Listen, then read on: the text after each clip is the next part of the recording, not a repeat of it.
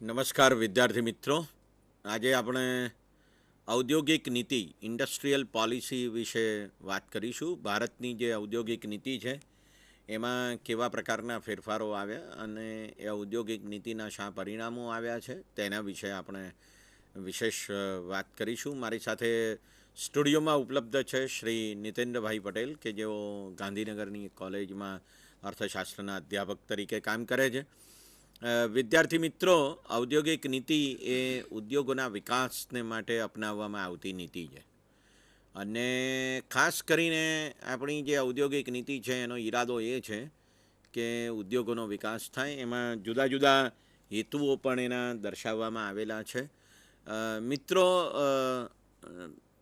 1991 પહેલાં જે ઔદ્યોગિક નીતિઓ હતી એ અને 1991ની ઔદ્યોગિક નીતિ આ બેમાં શું તફાવત છે? સૌ પ્રથમ તો આપણે જોઈએ કે ઔદ્યોગિક નીતિ ભારત સરકારે ક્યારે જાહેર કરી. તમે બ્લેકબોર્ડ ઉપર જોઈ શકો છો. ઔદ્યોગિક નીતિના કેટલાક વર્ષો લખેલા છે. વિદ્યાર્થી મિત્રો, તમે બ્લેકબોર્ડ ઉપર જુઓ તો તમને ખ્યાલ આવશે કે 1948ની ઔદ્યોગિક નીતિ, 1956, 1977 અને 1980 અને 1991 એમ 5 વખત ઔદ્યોગિક નીતિ ભારતમાં બહાર પડી, જે ભારત સરકારે જાહેર કરી. અને આ 5 વખતની જે ઔદ્યોગિક નીતિ છે એમાં 1991 પહેલાંની જે ઔદ્યોગિક નીતિઓ હતી તે નીતિઓમાં જે આખો ખ્યાલ હતો તે ખ્યાલ એવો હતો કે સરકાર નિયંત્રણ કરશે, એટલે કે ઉદ્યોગોનો વિકાસ કેટલો થશે, કેવો થશે એને વિશેનો નિર્ણય સરકાર કરશે. એટલે એમ કહેવામાં આવતું હતું કે ભારતનું અર્થતંત્ર એ રાજ્ય કેન્દ્રી, રાજ્ય દ્વારા અંકુશિત એવું અર્થતંત્ર છે. એટલે એનો અર્થ એવો થાય છે કે સ્ટેટ કંટ્રોલ્ડ ઇકોનોમી. રાજ્ય નક્કી કરે છે કે કેટલું ઉત્પાદન કરવું, ક્યારે ઉત્પાદન કરવું, કેવી રીતે ઉત્પાદન કરવું વગેરે વગેરે બાબતો. અને 1991ની જે ઔદ્યોગિક નીતિ આવી તેનાથી એવું કહેવામાં આવે છે કે ભારતનું અર્થતંત્ર હવે રાજ્ય દ્વારા અંકુશિત રહ્યું નથી, પણ એ બજારલક્ષી અર્થતંત્ર બન્યું છે. તો આ જે મહત્ત્વનો તફાવત છે એ તફાવત ખૂબ જ અગત્યનો છે અને એના કેટલાક પાયાના ઉદ્દેશો દરેક ઉદ્યોગ નીતિમાં નક્કી કરવામાં આવતા હોય છે. ભારતનો જે ઉદ્દેશ સામાન્ય રીતે રહ્યો છે તે એ છે કે ભાઈ ઊંચો વિકાસ દર સિદ્ધ કરવો. આપણે સૌ જાણીએ છીએ અત્યારે કે દુનિયામાં ઔદ્યોગિક ઉત્પાદન સૌથી વધારે ધરાવતા દેશોમાં ભારતનો નંબર છે. અત્યારે બીજો નંબર છે અમેરિકા પછી ઔદ્યોગિક ઉત્પાદનની બાબતમાં. અને આપણો ઔદ્યોગિક વિકાસનો દર પણ ઊંચો જતો જાય છે. અને સાથે સાથે આપણે દેશની જે કુલ આવક છે તેમાં ખેતીનો ફાળો ઘટાડી રહ્યા છીએ. દેશ આઝાદ થયો ત્યારે ખેતીનું માંથી જે આવક ઉત્પન્ન થતી હતી અથવા ખેતીમાંથી જે ઉત્પાદન થતું હતું એનું જે કુલ રાષ્ટ્રીય આવક અથવા રાષ્ટ્રીય ઉત્પાદનમાં એનો જે ફાળો હતો તે વખતે લગભગ 65%થી ઉપર હતો. અત્યારે 16% જેટલો ખેતીનો ફાળો રહી ગયો છે. દેશનું જે કુલ ઉત્પાદન છે જીડીપી, ગ્રોસ ડોમેસ્ટિક પ્રોડક્ટ, એમાં ખેતીનો ફાળો જો 16%નો હોય તો દેશ ખેતી પ્રધાન છે એવું કેવી રીતે કહી શકાય? પણ દેશ ખેતી પ્રધાન છે એવું આપણે એટલા માટે કહીએ છીએ કે હજી પણ 52% લોકો એવા છે કે જે ખેતીમાંથી રોજગારી મેળવે છે. પણ દેશ ઉદ્યોગ પ્રધાન થવાની સાથે સાથે સેવા પ્રધાન થઈ ગયો, સર્વિસ ઓરિએન્ટેડ.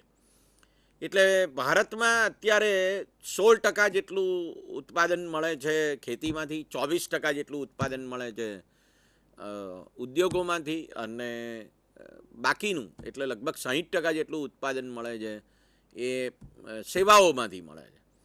તો દેશ સર્વિસ ઓરિએન્ટેડ ઇકોનોમી તરફ આગળ વધી ગયો. તો આપણે જે ઉદ્યોગોનો ક્ષેત્રનું જે ઉત્પાદન છે અથવા ઉદ્યોગ ક્ષેત્રની જે ટેકનોલોજી છે એમાં આપણે ખૂબ આગળ વધ્યા અને બીજી પંચવર્ષીય યોજનાથી આપણે ભારે ઉદ્યોગોનો વિકાસ કરવાનું નક્કી કર્યું અને ઉદ્યોગોમાં ખૂબ મોટા પ્રમાણમાં મૂડીરોકાણ કરવાનું નક્કી કર્યું. ત્યારથી આપણે ઔદ્યોગિક વિકાસ તરફ આગળ વધ્યા અને અત્યારે આપણે દેશમાં ઔદ્યોગો જે કંઈ ઉત્પાદન કરી રહ્યા છે તેના ઉપર વિશેષ પ્રમાણમાં ભાર મૂકી રહ્યા છીએ. જુદી જુદી પંચવર્ષીય યોજનાઓ દરમિયાન પણ આપણે ઉદ્યોગોનો વિકાસ થાય એને માટે ખૂબ મોટા પ્રમાણમાં મૂડીરોકાણ કર્યું છે. તો આ જે ઔદ્યોગિક વિકાસ આપણે જોઈ રહ્યા છીએ એ કઈ નીતિને આભારી છે અત્યારે? તો એ 1991ની ઔદ્યોગિક નીતિને આભારી છે. અને આ ઔદ્યોગિક નીતિમાં 3 મહત્ત્વના મુદ્દાઓ આવ્યા. વિદ્યાર્થી મિત્રો, તમે તમારા બ્લેકબોર્ડ ઉપર જોઈ શકો છો 3 મહત્ત્વના મુદ્દા: ઉદારીકરણ, ખાનગીકરણ અને વૈશ્વિકીકરણ.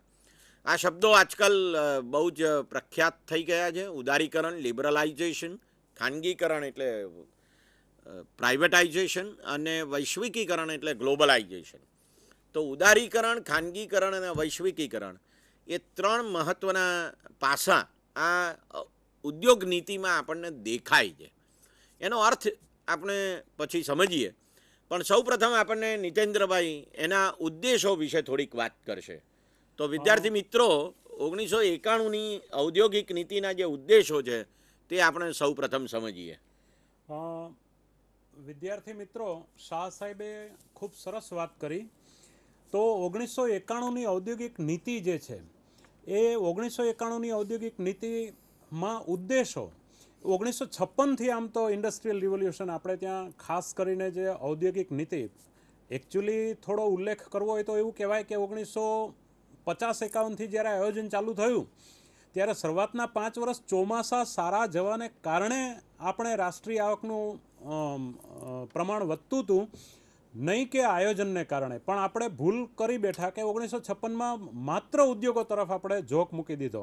જોકે એ બધી બહુ ભૂતકાળની વાતો છે. અત્યારે જે આપણે વર્તમાનમાં જે મહત્ત્વ આપવાનું છે એ 1991 પછી, ગ્લોબલાઇઝેશન પછી, ખાસ કરીને 1956થી જે આપણે 80 સુધી આવ્યા એમાં તો સુદૃઢ પાયો બનાવવો હતો. 1980 પછીની જે 65થી 80 સુધી મંદ ઔદ્યોગિક દર રહ્યો, અને 80 પછી આપણે જે ઔદ્યોગિક વિકાસ સાધ્યો એમાં ખાસ કરીને પ્રોત્સાહક નીતિ રહી સરકારની, કે સરકાર એમાં કંટ્રોલ ઓછા કરે. મૂળ ઉદ્દેશો કયા એ શાહ સાહેબે વાત કરી. તો ઉદ્દેશોના સંદર્ભમાં આપણે ટેલિટોપ પર જોઈએ કે પહેલો આપણો 1991ની નવી ઔદ્યોગિક નીતિનો પહેલો ઉદ્દેશ આપણે એ છે કે ભાવિ ઔદ્યોગિક વિકાસનું સુદૃઢ માળખું તૈયાર કરવું. એટલે ભવિષ્યમાં જે ઔદ્યોગિક વિકાસ થાય એ સ્ટ્રોંગ થાય. અવરોધો નાબૂદ કરવા, એટલે વારી ઘડીએ એમ કે આનું લાઇસન્સ લાવો, પહેલાંનું લાઇસન્સ લાવો, આ સરકારી પ્રોસેસ કરાવો, પેલી સરકારી પ્રોસેસ કરાવો, બધું જે છે અવરોધો જે ઉદ્યોગપતિઓને જે નડે છે. એટલે જુઓ, ખાનગીકરણ તરફ જે સાહેબે કીધું એ તરફ આપણી ગતિ હવે ધીમે ધીમે છે. ઉદ્દેશોમાં હરીફાઈ ક્ષમતા વધારવી, કારણ કે એલપીજી જે આપણે અપનાવ્યું એટલે લિબરલાઇઝેશન, પ્રાઇવેટાઇઝેશન અને ગ્લોબલાઇઝેશન, એટલે કે ઉદારીકરણ, વૈશ્વિકરણ અને ખાનગીકરણ, આના કારણે આપણે હવે વિશ્વની સમક્ષ ઊભું રહેવું પડશે. બધા પીળા પટ્ટા પહેરીને ફરે તો આપણે લાલ પટ્ટો પહેરીને નહીં ફરાય, પીળો પટ્ટો પહેરવો જ પડશે. એટલે એની સાથે હરીફાઈ ક્ષમતા પણ વધારવી પડશે. એટલે હરીફાઈ ક્ષમતામાં ઇન્ડિયાની કોઈ પ્રોડક્ટ ના ખરીદે એવું તો ના બને, એવું જોવું પડશે. બિનજરૂરી વિધિઓ, નિયંત્રણો આ બધા નાબૂદ કરવા. ઉત્પાદકતા અને રોજગારીની તકો વધારવી. હા શાહ સાહેબ, કે પ્રોડક્ટિવિટી વધે, ટેકનોલોજી સારી થાય, પણ જે રૂટલેસ, વોઇસલેસ ગ્રોથ થાય એવું પણ આપણે નથી કરવું. કારણ કે આપણે ત્યાં વસ્તીના પ્રશ્નો પણ છે, એને કારણે રોજગારીની તકો પણ વધવી જોઈએ. પછી વિદેશી મૂડીરોકાણ, ટેકનોલોજીને પ્રોત્સાહિત કરવા. વિદેશી મૂડીરોકાણ પણ આપણે ત્યાં આવે, આકર્ષાય અને આપણને મૂડી મળે, એનો પણ આપણો એક ઉદ્દેશ મહત્ત્વનો રહ્યો છે. પછી આપણી પાસે જે પ્રાપ્ત સંશોધનો છે, જે કંઈ સંશોધનો આપણને મળે છે એનો મહત્તમ ઉપયોગ થાય અને એને માટે જરૂરી મૂડી પ્રાપ્ત થાય, તે માટે પ્રોપર મૂડી બજારનો પણ વિકાસ કરવો. હવે તકલીફ શું થાય છે ધંધાદારી લોકોને, કે ધંધાવાળાને લિક્વિડિટી જ્યારે જોઈએ ત્યારે હોય નહીં. ખેતીમાં પણ આ પ્રશ્નો છે, પણ એ પ્રશ્નોને આપણે અત્યારે ચર્ચામાં લેવાના નથી. પણ જ્યારે લિક્વિડિટીની જરૂર હોય, રોકડતાની જરૂર હોય, ત્યારે પ્રોપર સમયે શેર મૂડીમાંથી, ડિબેન્ચરમાંથી વગેરે જાહેર મૂડીમાંથી પણ મૂડી મળતી ના હોય, ત્યારે આવા સમયે મૂડી બજારનો પણ પ્રોપર વિકાસ થવો જોઈએ. એટલે આ બધા આપણે 91ની પોલિસીના મુખ્ય હેતુઓ છે, ઉદ્દેશો છે. ખાનગી ક્ષેત્રના વિકાસ માટે ધંધાકીય પર્યાવરણનું પણ સર્જન કરવું. જે શબ્દો બહુ મોટા છે, પણ એને સમજીને આપણે અંદર જેમ પર્કોલેશન થાય એમ ઉતારવા પડે એવું છે, વરસાદ જેમ જમીનમાં ઉતરે એમ. ખાનગી ક્ષેત્રનો વિકાસ થાય એને માટે ધંધાકીય પર્યાવરણનું સર્જન કરવું. એને નડવાનું નથી, એનું પર્યાવરણનું સર્જન કરવાનું છે. પછી સામાજિક ન્યાયની દિશામાં આગળ વધવાના પ્રયાસો કરવા. છેલ્લું જે છે એ આપણે 9 થી 10માં જે ચર્ચા કરી એને પણ ટચ થતો મુદ્દો છે. સોશિયલ જસ્ટિસ, બર્ગસનના વિધેય પ્રમાણે સામાજિક ન્યાય જળવાય, જે રૂટલેસ ને રૂથલેસ ગ્રોથ થાય શાહ સાહેબ, તો એવા પ્રકારનો વિકાસ આપણે નથી જોતો. સમાજમાં તમે જુઓ તો ક્યાંક મોટા મોટા તવંગરો ઊંચા ખર્ચા કરતા હોય ને ગરીબ લોકો બિચારા રોટલા માટે ફાંફા મારતા હોય. કેટલાક લોકો વેઇટિંગમાં એટલા માટે ઊભા હોય કે અંદર જમવામાં વારો આવે હોટલમાં, અને કેટલાક લોકો બહાર એટલા માટે ઊભા હોય કે બધા જમીને પછી વધેલું અમને મળે. આ બધી વસ્તુઓ જે છે એ દૂર થાય, સામાજિક ન્યાયની જાળવણી થાય, રોટલો મેળવવા માગતા લોકોને રોટલો મળે, સામાજિક ન્યાય મળે, પણ આર્થિક વિકાસ કરવો છે. લોટ ફાંકવો છે પણ ભસવું નથી, નહીં તો લોટ બહાર પડી જાય. એટલે બધી વાતને સાચવતા આગળ વધવું છે. તો આ રીતે આપણા આટલા ઉદ્દેશો 1991ની નવી ઔદ્યોગિક નીતિના સંદર્ભમાં છે. એમાં કેટલાક શાહ સાહેબ, જો હું ચર્ચા કરું તો કેટલાક માળખાગત પરિવર્તનો પણ આપણે લીધેલા છે. તો માળખાગત પરિવર્તનો કયા? તો 1991ની નવી ઔદ્યોગિક નીતિના માળખાગત પરિવર્તનો આપણે ટેલિટોપ પર પાછા જોઈ શકશું કે એમાં કયા પરિવર્તનો કર્યા. કે આપણે ઔદ્યોગિક લાયસન્સમાંથી ઉદ્યોગોને મુક્તિ અપાવી. 1991માં આમાં 18 ઉદ્યોગોનો સમાવેશ થાય અને ત્યાર પછી 4 ઉદ્યોગો ઉમેરાયા. 97માં 5 ઉદ્યોગો અને ત્યાર પછી 2002માં બીજા 5 ઉદ્યોગો ઉમેરાયા. પણ જે નોંધ કરવા જેવી બાબત છે, વિદ્યાર્થી મિત્રો આ લખજો કે 2002માં આલ્કોહોલિક પીણા, સિગરેટ, તમાકુ, સંરક્ષણના સાધનો, જોખમી રસાયણો, આ બધા માટે તો લાયસન્સ રહ્યું જ છે, લાયસન્સ ફરજિયાત છે. બીજું, વિદેશી મૂડીરોકાણની મર્યાદામાં પણ ફેરફાર થયો છે. 1991માં આવા 34 ઉદ્યોગ ક્ષેત્રો હતા.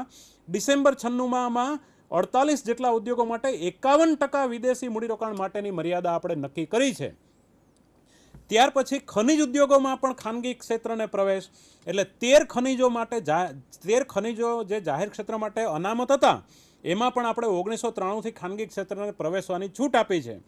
જાહેર ક્ષેત્ર માટે આરક્ષિત જે 17 જાહેર ક્ષેત્રના એકમો હતા એ 1991ની ગ્લોબલાઇઝેશન પોલિસી બાદ આપણે ઘટાડીને એમાં 8 કર્યા છે અને 2000માં તે 4 અને 2002માં એને ઘટાડીને 3 સુધી આપણે લઈ ગયા છીએ.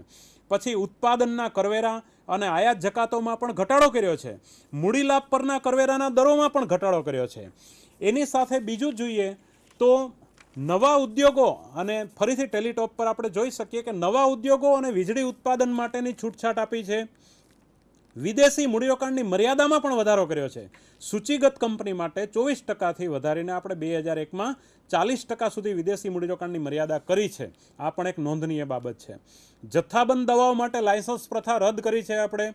દૂરસંચાર ક્ષેત્રે મૂડીરોકાણ, એટલે ખાનગી ક્ષેત્રને વિદેશી મૂડીરોકાણની છૂટ આપી છે. દૂરસંચાર એટલે આ ટેલિફોન આદિ. અને આંતરમાળખું એટલે સડક, પુલ, બંદર, આ રોડ રસ્તાઓ બધું. તો આના માટે 5 વર્ષના ગાળા માટે કર રાહતનો લાભ આપણે આપ્યો છે. આ ઉપરાંત પાણી પુરવઠા, ગંદા પાણીના નિકાલની વ્યવસ્થા, સફાઈ કામનો પણ લાભ આપ્યો છે. આ બધું આંતરમાળખું કહેવાય. ઇન્ફ્રાસ્ટ્રક્ચર, તો ઇન્ફ્રાસ્ટ્રક્ચરના નિર્માણમાં પણ છૂટછાટ આપી છે. લઘુ ઉદ્યોગોમાં પણ છૂટછાટ આપી છે. 1999માં લઘુ ઉદ્યોગની મૂડી રોકાણની મર્યાદા ₹1 કરોડ સુધી કરેલી છે. લઘુ ઉદ્યોગ માટે 836 જે આરક્ષિત વસ્તુઓ હતી તે ઘટાડીને 2002માં 797 કરીને 24% વિદેશી મૂડીની છૂટ એમાં મૂકી છે. આ ઉપરાંત વીમાના ધંધામાં પણ ખાનગી કંપનીઓને પ્રવેશવાની છૂટ આપી છે. આટલા આપણા આંતરમાળખાકીય પરિવર્તનો પણ જે ઉલ્લેખનીય હતા તે કર્યા. વિશેષ હું હેમંતભાઈને વિનંતી કરું કે આના વિશે આગળ થોડી ચર્ચા વધારે. વિદ્યાર્થી મિત્રો, આપણે જે મુદ્દાની ચર્ચા કરી તે એ હતી કે 1991ની જે ઔદ્યોગિક નીતિ નવી આવી એ નવી ઔદ્યોગિક નીતિના કયા ઉદ્દેશો મુખ્ય હતા અને એને પરિણામે દેશનું જે ઇન્ફ્રાસ્ટ્રક્ચર છે એ ક્ષેત્રમાં કેવા પરિવર્તનો આવ્યા. એટલું જ નહીં પણ સમગ્ર અર્થતંત્રનું જે આખું માળખું છે એમાં શું ફેરફારો થયા ઔદ્યોગિક નીતિથી, એને વિશે આપણે કેટલીક વાત સાંભળી નીતેન્દ્રભાઈ પાસેથી. આપણે એ વાતને થોડીક વધારે સારી રીતે સમજવાની હવે કોશિશ કરીએ. તમે તમારા બ્લેકબોર્ડ પર જોઈ શકો છો કે આ જે નવી ઔદ્યોગિક નીતિ છે એના 3 પાસા છે. એક ઉદારીકરણનું પાસું છે, એક ખાનગીકરણનું પાસું છે અને એક વૈશ્વિકીકરણનું પાસું છે. તો આપણે સૌ પ્રથમ ઉદારીકરણના પાસા વિશે વાત કરીએ. ઉદારીકરણના બે ભાગ પડે છે, એક આંતરિક ઉદારીકરણ અને બીજું બાહ્ય ઉદારીકરણ. આંતરિક ઉદારીકરણનો જે અર્થ છે તેને આપણે સમજીએ.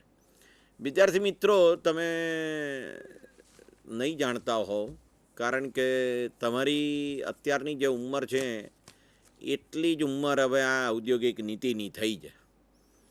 અને આ ઔદ્યોગિક નીતિ જે 1991માં બહાર પડી એણે દેશના અર્થતંત્રના માળખાને બદલી નાખ્યું. આંતરિક ઉદારીકરણ થયું. આ ઉદારીકરણને પણ બરાબર એના અર્થને સમજવાની જરૂર છે. ઉદારીકરણનો અર્થ એવો છે કે સરકાર હવે ઉદાર છે. ઉદાર છે એનો અર્થ શું છે? તો કે એનો અર્થ એવો છે કે સરકાર તમને એવું નહીં કહે કે તમે આ વસ્તુનું ઉત્પાદન કરો, આટલું ઉત્પાદન કરો, તમારે આટલી જ નિકાસ કરવાની, આટલી જ આયાત કરવાની, આવું બધું સરકાર નહીં કરે. અને બીજું કે સરકાર પોતે શક્ય તેટલું ઓછું ઉત્પાદન કરશે, ઓછું વિતરણ કરશે. એટલે એનો અર્થ એવો થાય કે અર્થતંત્ર બજારને સહારે ચાલશે શક્ય એટલા વધારે પ્રમાણમાં. સરકારને એમ લાગશે કે આમાં જરૂરિયાત છે તો એ ચાલુ રાખશે એમાં ચંચુપાત કરવાનું. બાકી બજાર ઉપર જ વધારે વિશેષ આધાર રાખવામાં આવશે. એનો અર્થ ઉદારીકરણ. એટલે કે સરકાર ઉદાર છે કે તમારે જે ઉત્પાદન કરવું હોય તે કરી શકો છો, તમારે જે વેચવું હોય વેચી શકો છો, અને જે વાપરવું છે એ તમે વાપરી શકો છો. ગ્રાહકોને સ્વતંત્રતા છે અને ઉત્પાદકોને પણ સ્વતંત્રતા છે. આ જે ઉદારીકરણનો અર્થ છે તેનો અર્થ અહીંયા જરા આંતરિક ઉદારીકરણના સંદર્ભમાં જો આપણે જોઈએ બ્લેકબોર્ડ ઉપર, તો એમાં ત્રણ અર્થો છે. એક ઉત્પાદન